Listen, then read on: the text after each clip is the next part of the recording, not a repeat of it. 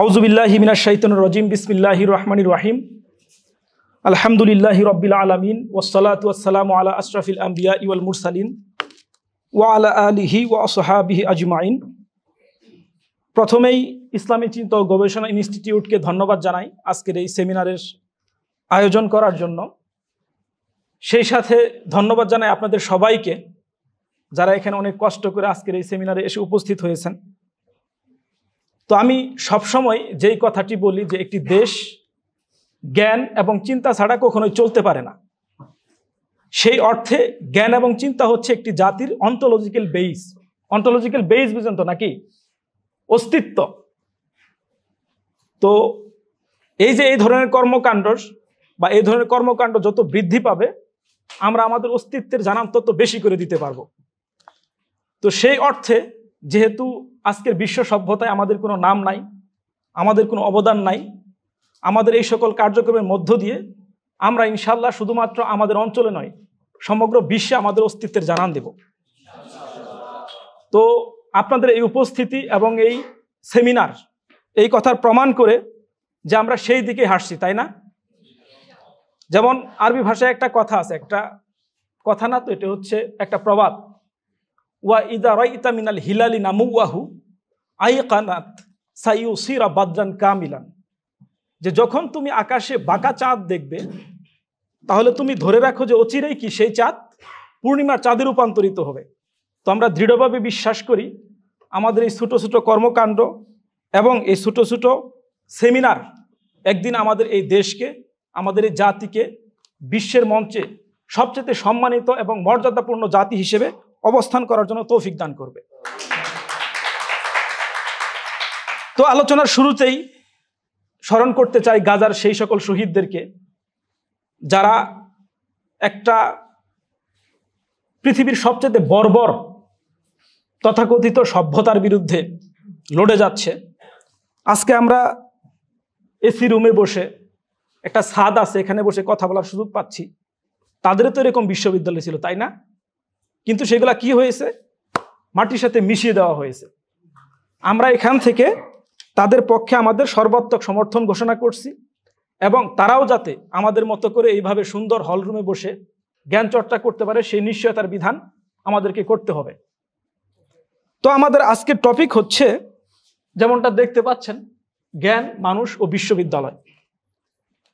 তো টপিকটা নতুন হলেও এখানে যে আলোচিত বিষয় সেগুলা খুব বেশি নতুন নাও হতে পারে। তো আপনারা জানেন বা জানেন কিনা জানি না যে একটি বিশ্ববিদ্যালয়ের দুইটি মৌলিক দায়িত্ব রয়েছে।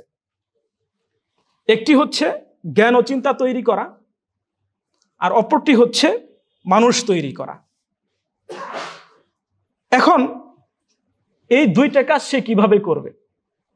এই দুইটি কাজ তাকে সঠিকভাবে করতে হলে তার জন্য দুইটা বিষয় লাগবে। একটা হচ্ছে তার সঠিক জ্ঞানগত ধারণা, অর্থাৎ এপিস্টোমোলজির ব্যাপারে তার সঠিক একটা ধারণা থাকতে হবে। আর দ্বিতীয়টি হচ্ছে যে মানুষ সে তৈরি করবে সেই মানুষকে তাকে চিনতে হবে। সে যদি মানুষকে না চিনতে পারে তাহলে তার পক্ষে কখনোই সেই মানুষকে তৈরি করা কিংবা গঠন করা সম্ভব নয়। তো আমরা যদি আমাদের আজকের যে বিশ্ববিদ্যালয়, আমরা কি বলতে পারি এই বিশ্ববিদ্যালয় এই দুইটি দায়িত্ব পূরণ করতে সক্ষম হয়েছে? এর কারণ কি? এর কারণ হচ্ছে যে আমাদের বিশ্ববিদ্যালয়গুলি আজকে জ্ঞান উৎপাদন করতে ব্যর্থ, মানুষ উৎপাদন করতে ব্যর্থ বা মানুষ তৈরি করতে ব্যর্থ। কারণ হচ্ছে আমাদের এই বিশ্ববিদ্যালয় সমূহ আজকে ওয়েস্টের ওরিয়েন্টেশন সেন্টার। তারা তৈরি করবে আর আমরা কি করব? এখানে আমাদের যুবকদের মাথায় আমাদের দেশের মানুষের মননে এবং মগজে ইনজেক্ট করব। এটি হচ্ছে আজকে আমাদের বিশ্ববিদ্যালয়ের কর্মকাণ্ড। না হলে ঢাকা বিশ্ববিদ্যালয় প্রতিষ্ঠার 105 বছর হয়ে গেছে। এখানে ফিলোসফি ডিপার্টমেন্ট আছে, এখানে ম্যাথমেটিক্স ডিপার্টমেন্ট আছে, কিন্তু একটা বিশ্ববিখ্যাত ফিলোসফার কি এখান থেকে বের হয়েছে? কিন্তু যদি ওয়েস্টে দেখেন বিগত 100 বছরে কমপক্ষে শত শত দার্শনিক, শত শত সমাজবিজ্ঞানী বের হয়েছে না? তো এখান থেকে কেন বের হলো না, এই প্রশ্ন আমাদেরকে করতে হবে। কারণ হচ্ছে কি, কারণ হচ্ছে আমাদের বিশ্ববিদ্যালয় সমূহ জ্ঞান উৎপাদনের জন্য নয়, এগুলো আমাদের প্রভুদের কাছ থেকে উৎপাদিত জ্ঞানকে আমাদের জাতির চিন্তার মন এবং মগজে ইনজেক্ট করার জন্য প্রতিষ্ঠিত হয়েছে। এই জন্য আজকে আমরা চিন্তাও করতে পারি না যে আমাদের দ্বারা কি জ্ঞান এবং চিন্তা উৎপাদন করা সম্ভব। তো এই পরিস্থিতিতে যদি আমরা জ্ঞানের দিকে তাকাই, আধুনিক যুগের পূর্ব পর্যন্ত, যেটাকে এনলাইটেনমেন্টের যুগও বলা হয়, অর্থাৎ ষোড়শ বা সপ্তদশ শতাব্দীর আগ পর্যন্ত জ্ঞানের উদ্দেশ্য ছিল ফাহম তথা সৃষ্টিজগৎকে বোঝা, সৃষ্টিজগতের যে নিগূঢ় রহস্য, এই রহস্য নিয়ে গবেষণা করা। কিন্তু এই এনলাইটেনমেন্টের মধ্য দিয়ে জ্ঞানের যে উদ্দেশ্য, এই উদ্দেশ্যে একটা পরিবর্তন আসে। যেমন এটা যে শুধু ইসলামী সভ্যতায় ছিল সেটা না, এই যে বুঝার ব্যাপারটা, অর্থবহতার ব্যাপার, হাকিকতের ব্যাপার, এটা শুধু ইসলামী সভ্যতার একক কোনো বিষয় না। সকল সভ্যতার জ্ঞানের মূল উদ্দেশ্য ছিল এটা, অর্থাৎ সে কি করবে, সে সৃষ্টি তত্ত্বকে বুঝবে, এরপর হচ্ছে অর্থবহতা এবং হাকিকতে কিভাবে উপনীত হওয়া যায়, এই কাজ সে করবে। কিন্তু এই আধুনিক যুগের সূচনার মধ্য দিয়ে আমরা যেটা দেখি সেটা হচ্ছে যে এই জ্ঞানের উদ্দেশ্য পরিবর্তিত হয়ে যায়। পরিবর্তিত হয়ে কি হয়, পরিবর্তিত হয়ে জ্ঞানের উদ্দেশ্য হয়ে যায় যে আমি কিভাবে মানুষের উপরে আমার কর্তৃত্ব প্রতিষ্ঠা করব, নেচারের উপর আমার কিভাবে কর্তৃত্ব প্রতিষ্ঠা করব, এইভাবে পরিবর্তিত হয়ে যায়। তো আমরা যদি জ্ঞানকে মৌলিকভাবে বিভাজন করি তাহলে তিনটি জ্ঞান আমরা দেখতে পাই। একটি হচ্ছে ন্যাচারাল সায়েন্স, আরেকটা হচ্ছে হিউম্যানিটিস, আর তৃতীয়টা যদি একসাথে ধরি সেটা হচ্ছে রিলিজিয়ন, ফিলোসফি এবং মেটাফিজিক্স। মোটা দাগে জ্ঞান এই তিন ভাগে বিভক্ত। তো প্রথমেই যদি ন্যাচারাল সায়েন্সের ক্ষেত্রে আসি, ন্যাচারাল সায়েন্স কিভাবে পরিবর্তিত হলো। আপনারা ফ্রান্সিস বেকনের নাম শুনছেন না? এখানে শুনেন নাই? কে কেউ আছেন নাকি ফ্রান্সিস বেকনের নাম শুনেন নাই? তার একটা বিখ্যাত ডায়লগ আছে, সেটা কি? Knowledge is power. তো ফ্রান্সিস বেকনের নলেজ ইজ পাওয়ার এই কথাটা সে কোন জায়গায় বলছে কেউ জানেন? তার কোন বইয়ে? হ্যাঁ, নবম অর্গানমেও এইভাবে নাই, কিন্তু তার এই কথাটা আসছে, তার একটা বই আছে, বইটার নাম হচ্ছে দ্য আটলান্টিস। এই আটলান্টিস বইয়ে সে এই কথা বলে। তো এই যে প্রথম বিবর্তন, যেটা নলেজ ইজ পাওয়ারের মধ্য দিয়ে জ্ঞানের ক্ষেত্রে শুরু হয়, তো তার যে দ্য নিউ আটলান্টিস, এই বইয়ে সে বলতেছে যে আমরা প্রকৃতির উপরে যত বেশি কর্তৃত্ব স্থাপন করতে পারবো, যত বেশি কর্তৃত্ব প্রতিষ্ঠা করতে পারবো, এই পৃথিবী আমাদের নিকটে তত বেশি উন্মুক্ত হবে। এর মানে কি? এর মানে হচ্ছে যে আমার ক্ষমতা এবং পাওয়ার, এই কর্তৃত্ব পৃথিবীর উপরে যত বেশি প্রতিষ্ঠিত হবে, আমি এখান থেকে তত বেশি উপকৃত হবে। মানে কি? ফায়দা নিতে পারবো। তো এটা সে নিউ আটলান্টিসের মধ্য দিয়ে এবং তার যেই নবম অর্গানম, এই বইয়ের মধ্য দিয়ে নলেজ ইজ পাওয়ার এই ফিলোসফিটাকে সে দাঁড় করায়। এবং ন্যাচারাল সায়েন্সের ক্ষেত্রে প্রথম যে পরিবর্তন, অর্থাৎ প্রকৃতিকে বোঝা নয়, কি হয়ে যায়? তাসাল্লুত এবং তাহাক্কুম, অর্থাৎ পৃথিবীর উপর কর্তৃত্ব প্রতিষ্ঠা এবং পৃথিবীর উপর একচ্ছত্র নিয়ন্ত্রণ প্রতিষ্ঠা হয়ে যায়।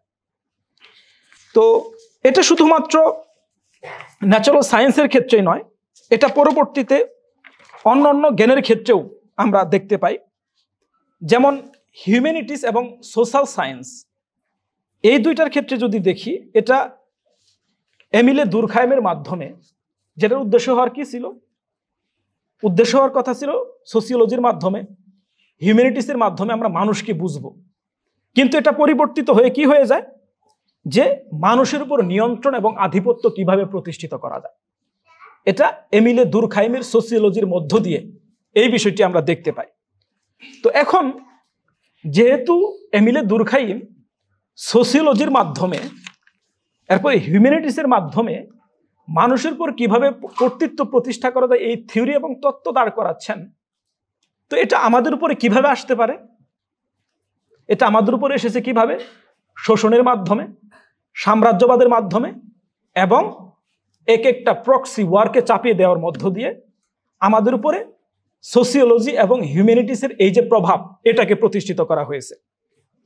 শুধু তাই নয়, এর সবচেয়ে বড় উদাহরণ কি, যেমন গাজাকে এত কিছু করেও নিয়ন্ত্রণ নিতে পারতেছে না, তাই না?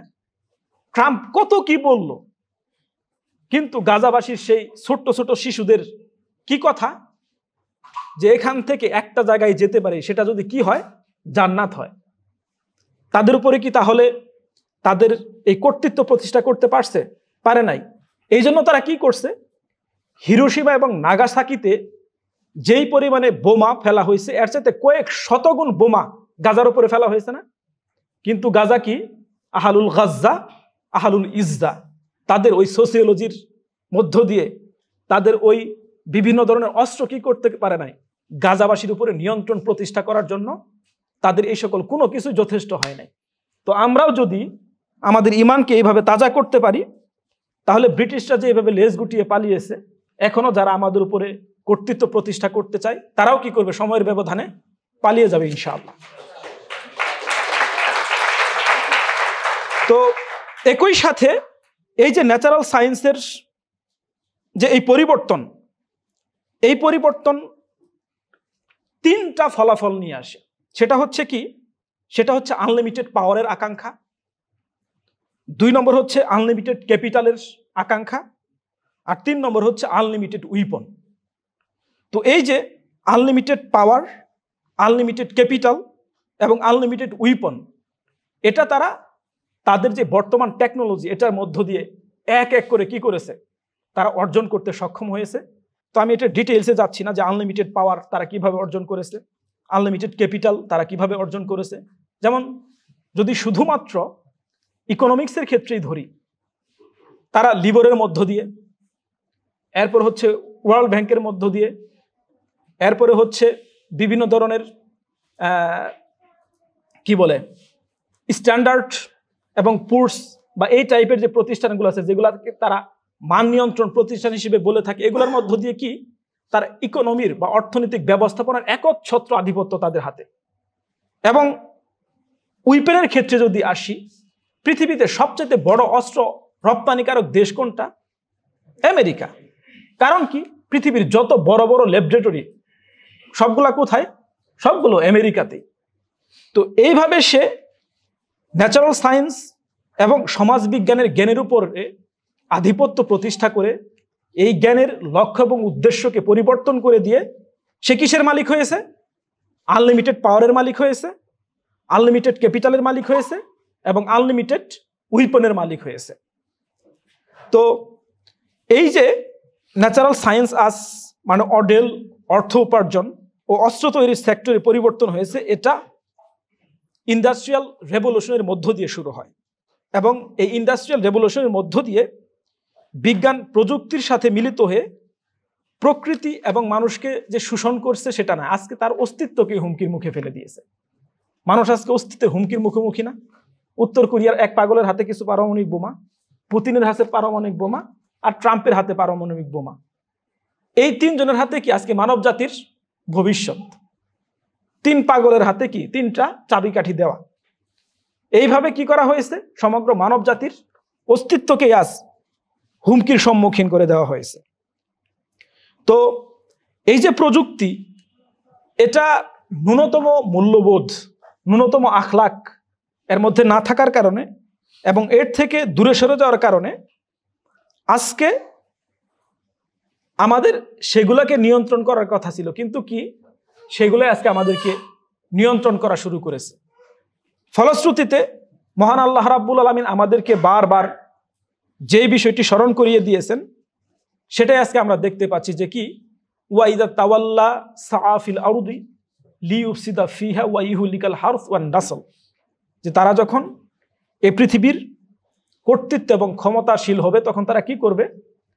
এর হারস অর্থাৎ খাদ্যকে নষ্ট করবে, সংস্কৃতি নষ্ট করবে এবং এর কৃষ্টি কালচার নামে যত যা কিছু আছে সকল কিছুকে ধ্বংস করবে আর কি করবে?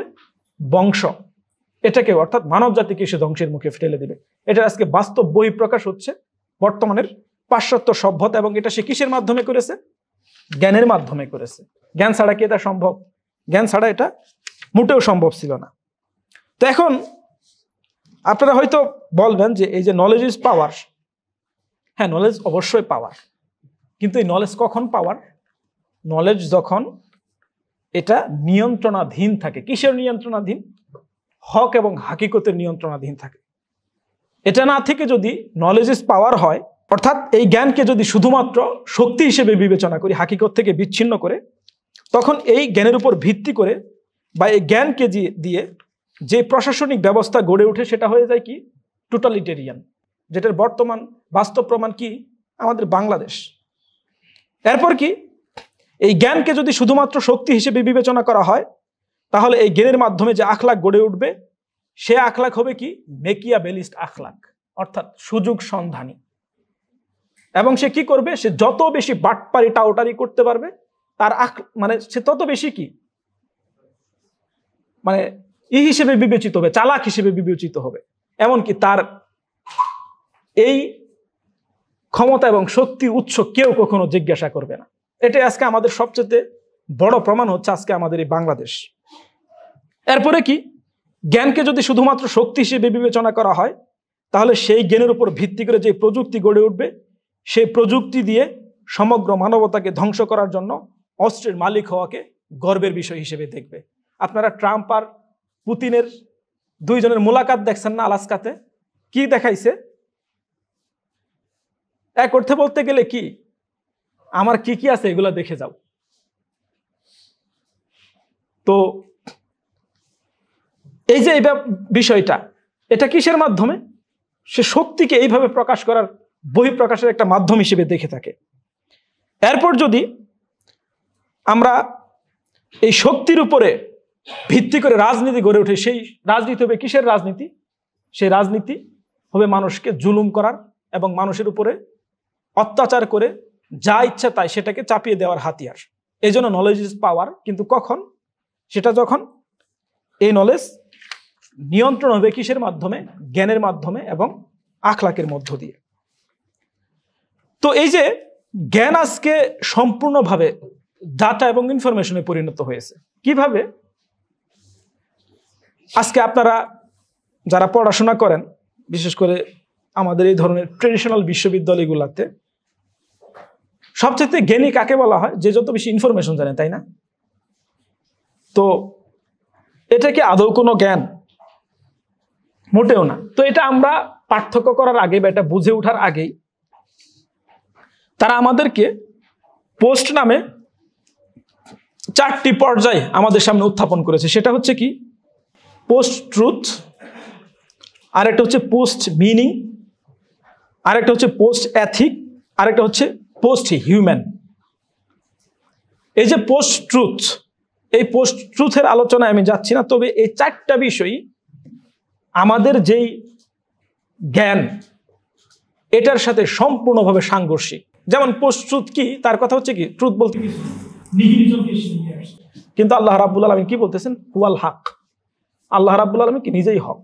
তার মানে কি? সত্য অবশ্যই আছে এবং এটা কি? চিরন্তন। এরপর হচ্ছে পোস্ট মিনিং, যেটা তাদের কথা হচ্ছে ইউনিভার্সাল মিনিং বলতে কোনো কিছু নাই। আমি যেটাকে যেভাবে ইচ্ছা সেভাবে কি করতে পারি? অর্থদান করতে পারি। কিন্তু এটা মোটেও এরকম না। অর্থাৎ প্রত্যেকটা বিষয়ের কি আছে? নিজস্ব মিনিং আছে। যেমন আমরা এটা আমাদের আকাইদের বইয়ে পড়ে থাকি যে হাকাইকুল আশিয়াই সাবিতাতুন ওয়াল ইলমু বিহা মুতাহাক্কিকাতুন। অর্থাৎ প্রত্যেকটা আশিয়া বা বিষয়ের হাকিকত আছে, এটা নির্দিষ্ট, এবং এর মিনিং কি এটা জানা যায়, এটা কি? অবশ্যম্ভাবী। এরপর কি বলতেছে? Post ethic. তার কাছে এথিক্স বলতে কোনো কিছু নাই। আজকে যেটা সাদা, কালকে সেটা সে কি বলতে পারে? কালো বলতে পারে। আজকে যেটা সত্য, কালকে সেটা কি বলতে পারে? মিথ্যা বলতে পারে। যেমন আপনারা উইটগেনস্টাইনের একটা কাউন্টিং অর্ডার নামে একটা আছে, সিস্টেম আছে। এখানে যদি আপনাদেরকে প্রশ্ন করি 1 2 3 4 5, এরপরে কি? হ্যাঁ, না। এরপর হচ্ছে 25। কারণ কি? কারণ হচ্ছে আমি যেটা বলবো, কাউন্টিং অর্ডার মূল কথা হচ্ছে এটাই, তুমি এটা জানবা না, আমি যেটা বলবো ওইটা, তোমার এটা জানার ক্ষমতা নাই। এরপরে যদি আমি বলি 1 2 6 8 9 61 62 63, এটাই। আপনি যদি বলেন এটাই কেন, বলছে আমি তোমাকে আগে থেকে তুমি বুঝো নাই। এটি হচ্ছে বর্তমান অর্ডার বা ব্যবস্থাপনা। সে বলে কি, এটা হচ্ছে কি পোস্ট এথিক। এখানে 1 2 3 এর পরে 4 5 6 আসবে কেন? এটা আসতে পারে না, আমি যত বলবো তত। তো এটার মাধ্যমে সে কি, এই পোস্ট এথিকের মাধ্যমে কি দেখেন কি সুন্দরভাবে সেটাকে ফিলোসফি দ্বারা কি নাম দিচ্ছে, কাউন্টিং, অর্ডার অফ কাউন্টিং। এরপরে কি পোস্ট হিউম্যান। পোস্ট হিউম্যান কি হতে পারে? আপনারা কি কেউ নিজের অস্তিত্বকে বিলীন করতে চান? মানুষের মধ্যে অন্যতম আকাঙ্ক্ষা কি? যেমন আমাদের আদম আলাইহিস সালামকে জান্নাত থেকে এই দুনিয়াতে নিয়ে আসার অন্যতম প্ররোচনা কি ছিল? তুমি কি স্থায়িত্ব পেতে চাও না? এই যে মানুষের মধ্যে যে আকাঙ্ক্ষা আল্লাহ রাব্বুল আলামিন দিয়েছেন, স্থায়িত্ব পাওয়ার আকাঙ্ক্ষা। তো পোস্ট হিউম্যানের ক্ষেত্রে যেমন আমাদের ইব্রাহিম আলাইহিস সালাম একটা দোয়া করছেন যে কি, রব্বি ওয়াজআললি লিসানা সিদকিন ফিল আখিরিন, যে হে প্রভু আমার পরে যে প্রজন্ম আসবে তারা যাতে আমাকে কি করে, সত্যের সাথে আমাকে স্মরণ করে। তো এটা নবীদেরও চাওয়া ছিল, কিন্তু এই পোস্ট হিউম্যানের মাধ্যমে তারা এআই এবং মেটাভার্সের মধ্য দিয়ে কি নতুন একটা জগৎ তৈরি করার চেষ্টা করতেছে। অর্থাৎ এই 4টা বিষয়ে কি আমাদের কোরআনের সাথে, জ্ঞানের সাথে সম্পূর্ণভাবে সাংঘর্ষিক। কিন্তু এগুলো আমাদের আজকে বিশ্ববিদ্যালয়ে পড়ানো হয় না, পড়ানো হয়। আপনারা কখন আপত্তি তুলছেন? আপত্তি তুলেন নাই। আপত্তি কি করতে হবে? তুলতে হবে। শুধুমাত্র জানলে হবে না, জ্ঞানের মুজাহিদ হতে হবে। অন্যথায় কি তারা এইভাবে কাউন্টিং অর্ডারের মধ্য দিয়ে পোস্ট এথিক্স, পোস্ট হিউম্যান এগুলোর মধ্যে দিয়ে একটার পর একটা তত্ত্ব খাওয়া এবং গিলে যাবে। পরে যখন মাথায় সে বোমা পড়বে তখন কি ভাববো, এটা কেন? তো বলতে আছে সে আমি যখন চাই, যখন ইচ্ছা তখন কি করতে পারি, বোমা ফেলতে পারি। তো এই যে তারা এই কাজ করতে সক্ষম হয়েছে, এখানে আরেকটা বিষয় তারা নিয়ে আসে, সেটা হচ্ছে যে হিউম্যান ফিলোসফি। এই হিউম্যান ফিলোসফির মধ্য দিয়ে তারা নতুন একটা দর্শন এবং চিন্তা দাঁড় করায় মানুষের ব্যাপারে। তো এই যে তারা ন্যাচারাল সায়েন্সকে ধ্বংস করলো, এরপর হচ্ছে হিউম্যানিটিসকে ধ্বংস করলো, এই দুইটা ধ্বংসলীলার সামনে দাঁড়াতে পারে একমাত্র দিন এবং ফিলোসফি। কিন্তু তারা ফিলোসফিকেও ধ্বংস করছে। কিভাবে? বিজ্ঞানের যে মেথড, এটা এখন কি করে ফিলোসফিকে এটা মেনে চলতে হয়। কারণ এখন বস হচ্ছে বিজ্ঞান, ফিলোসফিকে তার বসের নিচে থাকে, তাকে কি বলে? Secretary, assistant. যেমন আলী শরীয়তের একটা কথা আছে যে এই যুগে এসে জ্ঞান এবং বিজ্ঞান বা ফিলোসফি এবং বিজ্ঞান একজন আরেকজনের সাথে বিবাহ বন্ধনে আবদ্ধ হয়েছে। এই ক্ষেত্রে বউ হচ্ছে ফিলোসফি আর স্বামী হচ্ছে বিজ্ঞান। কারণ ক্যাপিটাল কার হাতে? বিজ্ঞানের হাতে। অর্থ কার হাতে? বিজ্ঞানের হাতে। তো ফিলোসফারদেরকে কি বলতেছে? ট্র্যাক্টাসের লেখক বা কি কাউন্টিং অর্ডার কাকে বললাম? হ্যাঁ, উইটগেনস্টাইনকে বলছে বাবা এদিকে আয়, টাকা এটা দিলাম, এরপর থেকে কি এরকম একটা কিছু তৈরি করবা। এটাই সেইভাবে তৈরি করে দিয়েছে। আমরা তো হয়তো ভাবি ফিলোসফারদেরকে মনে হয় কেনা যায় না। ফিলোসফার প্রথম বিক্রি হওয়া ব্যক্তিত্ব। এরপরে হচ্ছে যদি দিনের ক্ষেত্রে আসি, যেই দিন এসেছিল মানুষকে মুক্ত করার জন্য, আজকে সেই দিন কি হয়ে গেছে?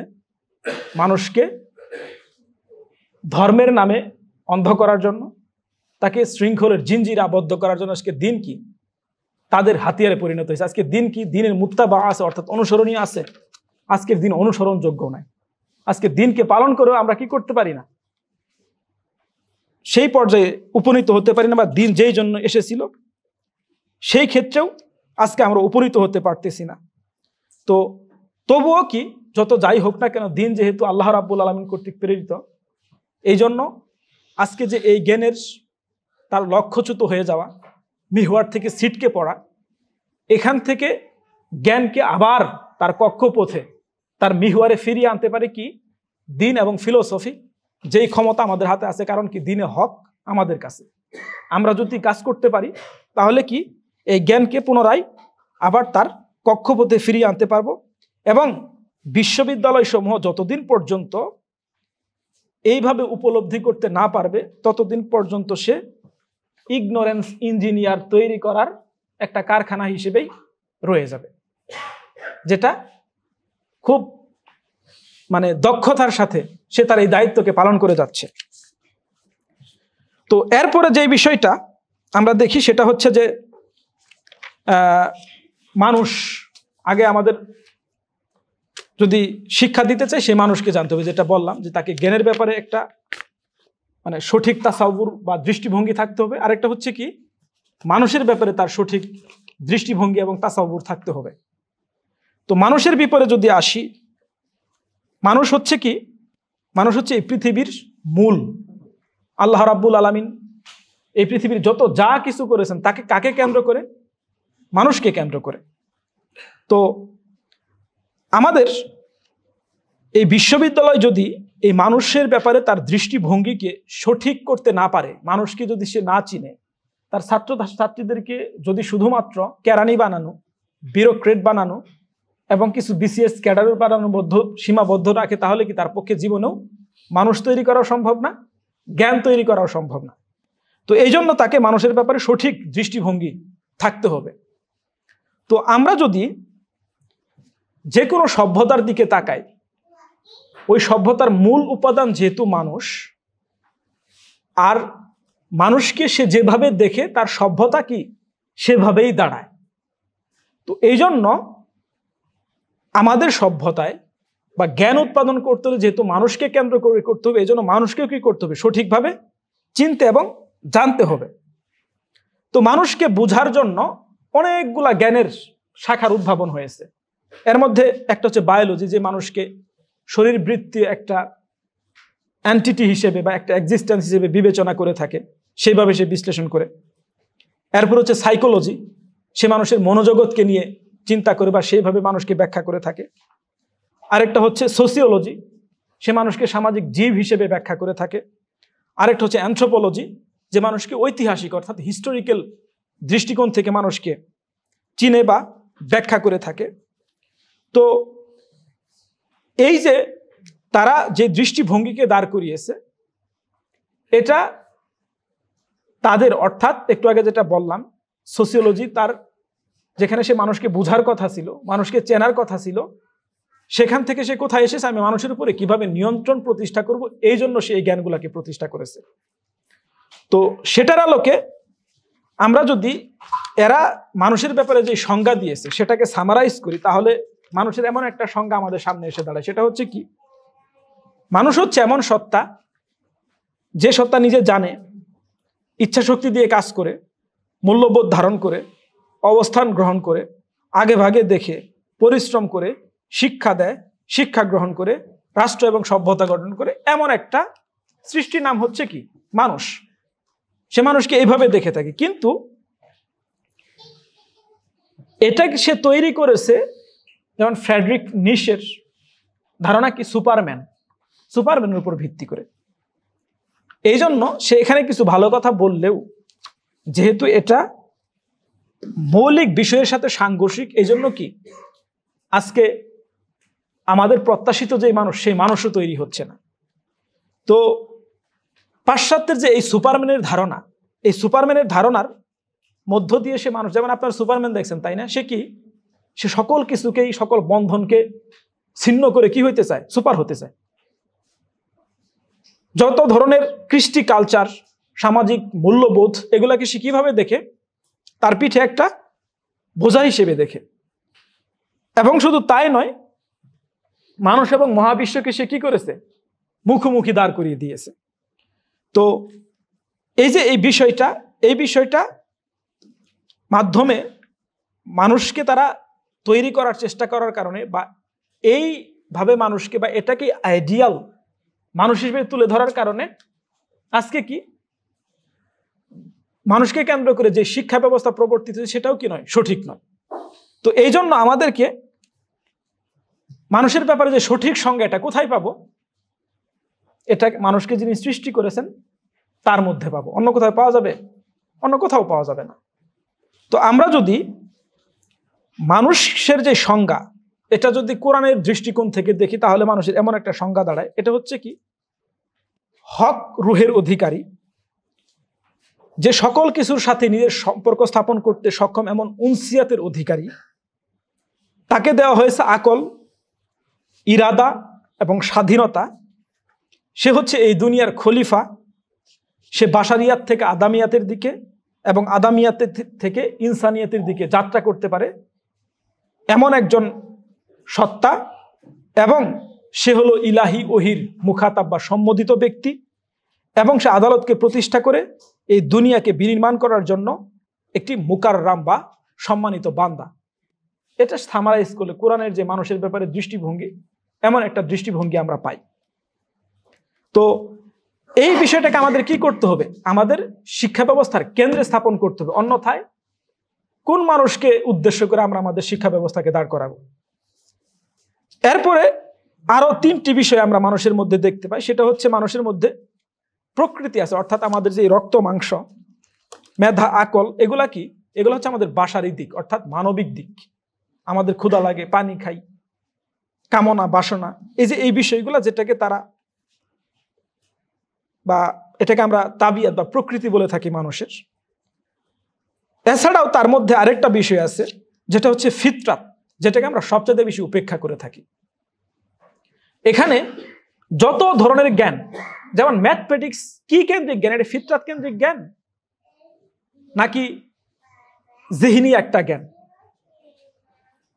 যেমন ম্যাথমেটিক্সও কি ফিতরাতের সাথে কোনো সম্পর্ক নাই। তো এই জন্য আমাদের যত ধরনের জ্ঞান আছে এর সবগুলাই হচ্ছে কি? এর সবগুলাই হচ্ছে মানুষের এই নেচার বা প্রকৃতিকে কেন্দ্র করে, অর্থাৎ তার ইনস্টিংসকে বেস করে তৈরি করা। যেমন আমাদের সকল প্রাথমিক বিদ্যালয়, এরপরে হচ্ছে উচ্চ মাধ্যমিক, মাধ্যমিক বিদ্যালয়ে কি আছে? শরীর শিক্ষক আছে, তাই না? সে কি করায়? সকালে পিটি করায়, মাঝে মধ্যে খেলাধুলা করায়, আর কি? আর কিছু করে নাকি জানি না। আর কি করে? আর কিছু করে না? হ্যাঁ, আচ্ছা। তো এটাকে সে করে, এবং এর অন্যতম বড় একটা প্রমাণ হচ্ছে যে মানুষের এই তাবিয়াত নিয়ে, প্রকৃতি নিয়ে ফিলোসফি আছে। কিন্তু আজ পর্যন্ত শুনছেন ফিতরাত নিয়ে কোনো ফিলোসফি আছে মানুষের? নাই। তো এই যে এই বিষয়টা শুধুমাত্র তাই নয়, যেহেতু সে ফিতরাতকে বুঝতে পারে না, মানুষের একটা বৈশিষ্ট্য, সেটা হচ্ছে সে যে জিনিসকে চিনে না, যেই বিষয় সম্পর্কে সে জানে না, সে সবসময় সেই বিষয় সম্পর্কে শত্রুভাবাপন্ন হয়ে থাকে। তো স্বাভাবিকভাবে সে যখন থেকে, আর আমি আকলকে ডেভেলপ করার জন্য এত কাজ করতে আইকিউ সিস্টেম বানাইছি, এরপরে হচ্ছে কি, আমি ম্যাথমেটিক্স বানাইলাম, সোসিওলজি বানাইলাম, তার কালকে নিউরো সায়েন্স বানালাম, কগনিটিভ সায়েন্স বানালাম, এরপরেও আমি বুঝি না তার বাইরে এটা আছেটা কি। এটার বিরুদ্ধে তাহলে আমি কি করবো? যুদ্ধ করবো, যেহেতু আমি বুঝি না। এই জন্য সে কি করছে? তার এই উৎপাদিত সকল জ্ঞানের মধ্য দিয়ে মানুষের ফিতরাতের বিরুদ্ধে যুদ্ধ ঘোষণা করছে। তো এখন এই ফিতরাত কে দিয়েছে? আল্লাহ রাব্বুল আলামিন দিয়েছে। যেহেতু আমাদের বর্তমান হিউম্যান সায়েন্স আল্লাহর অস্তিত্বকে স্বীকার করে না, এবং মানুষের যে ফিতরাত এবং রূহ, এটাকে স্বীকার না করার কারণে সে ওই কেন্দ্রিক জ্ঞানকেও কি করে? হয় উপেক্ষা করে, না হয় শত্রু ভাবাপন্ন মনে করে। তো আমরা জানি যে আল্লাহ রাব্বুল আলামিন আমাদেরকে সৃষ্টি করার সময় আমাদের মধ্যে 2টা সফটওয়্যার আপলোড করছেন। আপলোড বলে না, ইনস্টল বলে, ইনস্টল করেছেন। একটা হচ্ছে নেচার বা প্রকৃতি বা তাবিয়াত, আরেকটা হচ্ছে কি? আরেকটা হচ্ছে ফিতরাত। তিনি খালিক সিফাতের মাধ্যমে আমাদের বাহ্যিক যে অবয়ব, এটাকে সৃষ্টি করেছেন, আর ফাতির সিফাতের মাধ্যমে তিনি আমাদের ফিতরাতকে তৈরি করেছেন। তো আমাদের যে বাহ্যিক অবয়ব, এর মধ্যে তিনি কি দিয়েছেন? রক্ত দিয়েছেন, মাংস দিয়েছেন, আকল দিয়েছেন, কাল দিয়েছেন, আমাদেরকে ক্ষুধা দিয়েছেন, এরপরে কি আমাদেরকে পিপাসা দিয়েছেন, এই বিষয়গুলো তিনি দিয়েছেন। আর ফাতির অর্থাৎ ফিতরাতের মধ্য দিয়ে, ফিতরাত কোথায় তার অস্তিত্ব পেয়েছে? ওয়া নাফাখনা ফিহি মির রূহিনা, আল্লাহ রাব্বুল আলামিনের রূহের মাধ্যমে ফিতরাত তার অস্তিত্ব লাভ করেছে। এখন ঈমান, আখলাক, এরপর হচ্ছে মারিফাতুল্লাহ, মূল্যবোধ, এই সবগুলা কোথায়? এই সবগুলাই হচ্ছে ফিতরাতের মধ্যে। এখন আমাদের এই বিশ্ববিদ্যালয় আমার এই ফিজিক্যাল বডিকে বা নেচারকে, প্রকৃতিকে কেন্দ্র করে যত জ্ঞানী আবিষ্কার করুক না কেন, আমার এই ফিতরাতি দিক এবং বা আমার ফিতরাতি যে চাহিদা, এগুলাকে কি সে কখনো মানে বিকশিত করতে পারবে? কখনোই বিকশিত করতে পারবে না। এই জন্য যদি আমরা মানুষ তৈরি করতে চাই, তাহলে কি করতে হবে? এই ফিতরাতকে উপেক্ষা করে নয়, এই ফিতরাতকে কিভাবে বিকশিত করা যায়, এই কেন্দ্রিক জ্ঞানকে আবার নতুন করে ঢেলে সাজাতে হবে। না হলে এরকম ঢাকা বিশ্ববিদ্যালয়ে আরো যদি 500টা প্রতিষ্ঠা হয়, তাও যা আছে তাই থাকবে, কোনো গুণগত পরিবর্তন কখনোই আসবে না। তো এই যে আল্লাহ রাব্বুল আলামিন ফাতির সিফাতের মাধ্যমে মানুষের রুহের মধ্যে যে ফিতরাতকে স্থাপন করেছেন, এখানে তিনি কিছু মূল্যবোধ দিয়েছেন, যেটাকে আমরা বলে থাকি আসমাই মূল্যবোধ। এটা আল্লাহ রাব্বুল আলামিন যে আসমাউল হুসনা, সেখান থেকে পাও। সেটা হচ্ছে কি? আর রাহিম, আল কারিম, আল ওয়াদুদ, আল মাজিদ, এই সবগুলা আমার ফিজিক্যাল, আকল, কাল্প এগুলোর মধ্যে থাকবে। কোথায় থাকবে? আমার ফিতরাতের মধ্যে থাকবে। তো এই বিষয়গুলোকে কি করতে হবে? এই বিষয়গুলোকে নতুন করে জাগ্রত করতে হবে। কিন্তু আমরা দেখতে পাই যে বর্তমানে এই শরীরের সাথে সম্পর্কিত যত জ্ঞান বা যত প্রজেক্টকে তৈরি করা হয়েছে, এই সবগুলাকে আবার এক একটা আইডিওলজিতে পরিণত করা হয়েছে। যেমন আপনারা জানেন, বিভিন্ন ধরনের লেটার দিয়ে যেই বিভিন্ন ধরনের জিনসিয়াত বা প্রজাতির তৈরি করা হয়েছে, এইগুলো এখান থেকে উৎপত্তি। এমনকি এগুলাই সবগুলাই হচ্ছে কি? ফিতরাতের বিরুদ্ধে যুদ্ধ। তো এছাড়াও দ্বীন ইসলামে মানুষের ব্যাপারে আরো 2টা দৃষ্টিভঙ্গি আছে। দ্বীন ইসলাম, যেমন আপনারা সূরা কাউসার পড়ছেন সবাই, তাই না? ইন্না আতাইনা কাল কাউসার। তো এই যুগের অন্যতম শ্রেষ্ঠ দার্শনিক আল্লামা তাহা আব্দুর রহমান, যাকে যুগের গাজ্জালি বলা হয়, তিনি মানুষকে 2 ভাগে বিভক্ত করেছেন। একটা হচ্ছে আল ইনসানুল আবতার, আরেকটা হচ্ছে আল ইনসানুল কাউসার। অর্থাৎ আবতার মানুষ, আরেকটা হচ্ছে কাউসার মানুষ। তো ইনি বলতেছেন আবতার ইনসান হচ্ছে একমুখী মানুষ, যে শুধুমাত্র নিজের জাগতিক বিষয়ের মধ্যেই নিজেকে ডুবিয়ে রাখে, আধ্যাত্মিক জগৎকে উপেক্ষা করে চলে।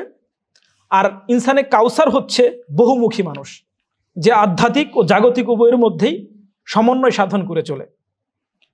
আবতার ইনসান হচ্ছে সেই মানুষ যে রুহকে বাদ দিয়ে শুধুমাত্র সুরতকে নিয়ে পড়ে থাকে। অপরদিকে কাউসার ইনসান হচ্ছে সেই মানুষ যে রুহ ও সুরত উভয়কেই গুরুত্ব দেয়।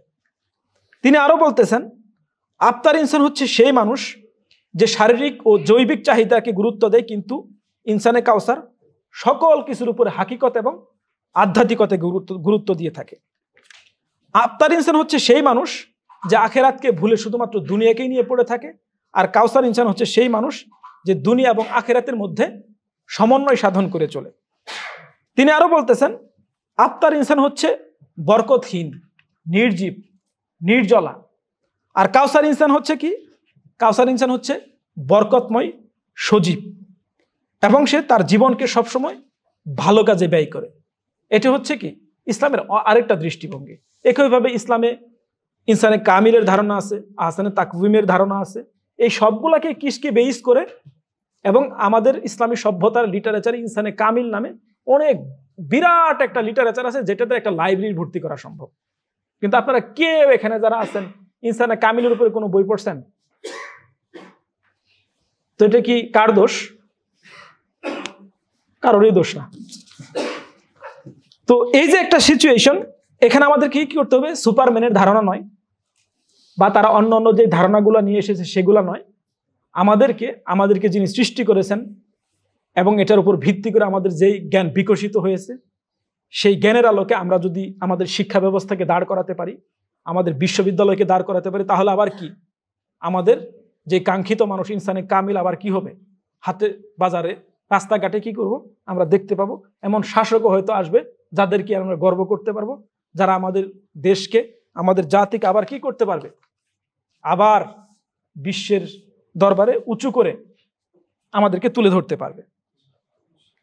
তো এখন যদি এই বিশ্ববিদ্যালয়ের ব্যাপারে আসি, আমি শুরুতে যেটা বললাম যে আমাদের বিশ্ববিদ্যালয়গুলো কি, বিশ্ববিদ্যালয়গুলো হচ্ছে পাশ্চাত্যের জ্ঞান এবং চিন্তার ওরিয়েন্টেশন সেন্টার। এর বাইরে যেমন ঢাকা বিশ্ববিদ্যালয়ে বড় একজন সমাজবিজ্ঞানীর নাম বলেন তো, যারা সমাজ সোসিওলজিতে পড়েন, আছে নাকি কেউ? হ্যাঁ, আচ্ছা। তো এখন জ্ঞান তৈরি করতে ব্যর্থ আমাদের বিশ্ববিদ্যালয়, মানুষও তৈরি করতে ব্যর্থ।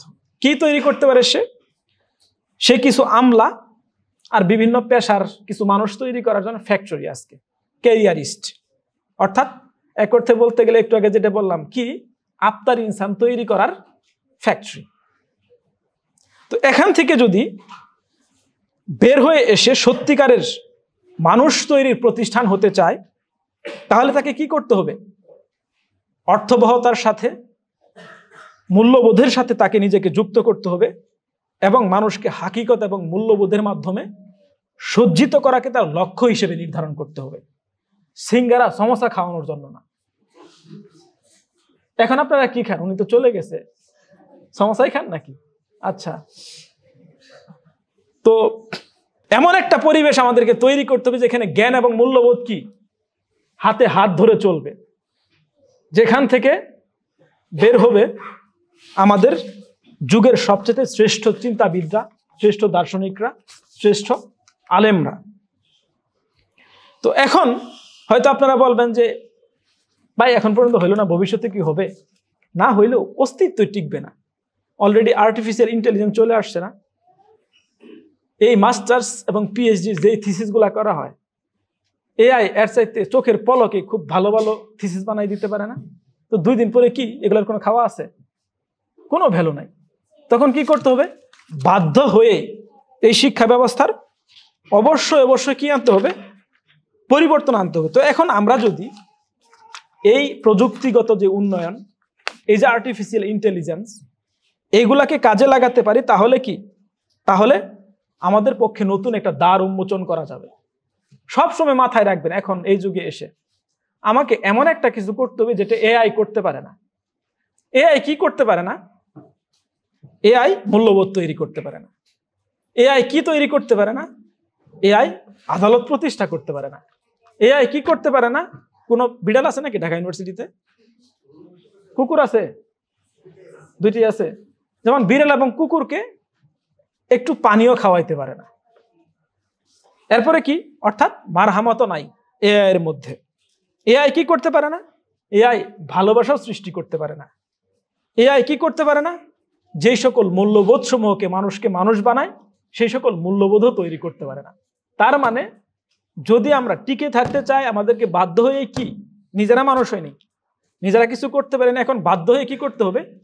এআই যেটা করতে পারে না সেটা আমাকে করতে হবে। না হলে কি আমাদের এই জ্ঞান, এই বিশ্ববিদ্যালয় 2 দিন পরে কি 2 পয়সার মূল্য থাকবে না, কারণ কেউ আর আসবে না। ওই কি বলে রেফারেন্সের উপরে রেফারেন্স, কোনো চিন্তা ভাবনা নাই, এই ধরনের থিসিস কে পড়বে? যদিও যে লিখে সেও কোনোদিন আর পড়ে দেখে না, ডিগ্রি পাওয়ার পর, ওটা আলাদা বিষয় না। আমি আজ পর্যন্ত খুব কম মানুষ দেখছি যে জীবনে তার থিসিসকে পড়ে খুলে দেখছে। তো এটা কেন পড়বে? আর এআই চলে আসছে। তো এখন এই কারণে আমাদেরকে যেই কাজটা করতে হবে সেটা হচ্ছে হোমো ইকোনমিকাস থেকে মানুষকে হোমো এথিকাসের দিকে নিয়ে যেতে হবে। হোমো ইকোনমিকাস কি? যে হচ্ছে কি স্বার্থপর, যে হচ্ছে কি স্বার্থান্বেষী, যে কি করে মূল্যবোধ এবং আখলাককে ঘৃণা করে, যেটাকে সে ভয় করে বা সেটাকে সে কোনো মূল্য দেয় না। কিন্তু হোমো এথিকাস হচ্ছে কি? যে কি মারহামাতের অধিকারী, আদালতের অধিকারী, মূল্যবোধের অধিকারী। এই সকল বিষয়কে ধারণ করে যদি আমাদের শিক্ষা ব্যবস্থা পুনরায় প্রতিষ্ঠিত হতে পারে, তাহলে আমরা মনে করি এখান থেকে আমাদের আগামী দিনের দেশ এবং জাতিকে বিনির্মাণের জন্য এবং এই দেশকে একটি সভ্য রাষ্ট্র হিসেবে বিশ্ব সভ্যতার দরবারে একটি শক্তিশালী দেশ হিসেবে প্রতিষ্ঠা করার জন্য একটা প্রজন্ম গড়ে উঠবে ইনশাআল্লাহ। সেই প্রত্যাশায় আমার কথা এখানেই শেষ করছি। সবাইকে অনেক ধন্যবাদ। আল্লাহ হাফেজ।